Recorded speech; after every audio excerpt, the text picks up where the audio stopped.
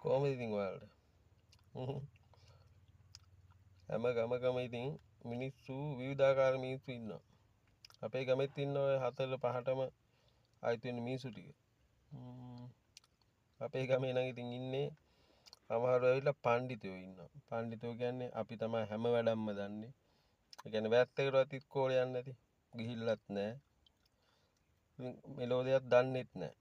හැබැයි මොන හරි දෙයක් කරන්න ගත්තාම ඉතින් උපදෙස් දෙන්න නම් ඕන තරම් ආන් එහෙම පඬිතුයෝ ටික අපේ ගමෙත් ඉන්නවා.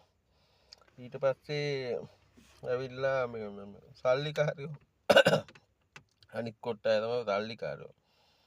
ඒ කියන්නේ රුපියලක් අතේ නැහැ. හම්බ කරන්නෙත් නැහැ වැඩිය. කොහෙන් හරි කීයක් හරි එනවා.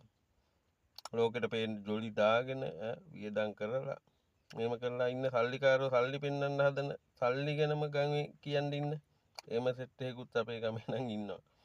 අනිත් උන් තමයි හිඟන්නෝ. මේමයි හිඟන්නෝ කියන්නේ මේ හිඟන්නෝ නෙමෙයි.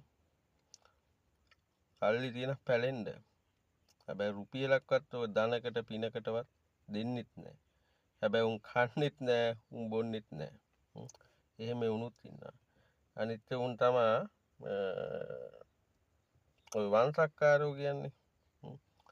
අනිත් 4 වෙනි කණ්ඩායම තමයි ඔය ගමේ ඉන්න වංශක්කාරයෝ කියන්නේ. හැබැයි වංශේ කබල් ගන්නවා ඇති වංශෙකුත් නැහැ. අපිට ඔය වංශවත් කුලවත් ඒ කට්ටිය තමයි ඉතින් මුල් තැන හැමදේම දෙන්න ඕනේ. හිටන් ඉන්නේ එහෙම තමයි. එහෙම කොට්ටාරිකුත් අපේ ගමේ ඉන්නවා. මන්ද ඉතින් ඔයාලා ගම් වල කොහොම ඉන්නවද කියලා බලන්න චුට්ටක් හොයලා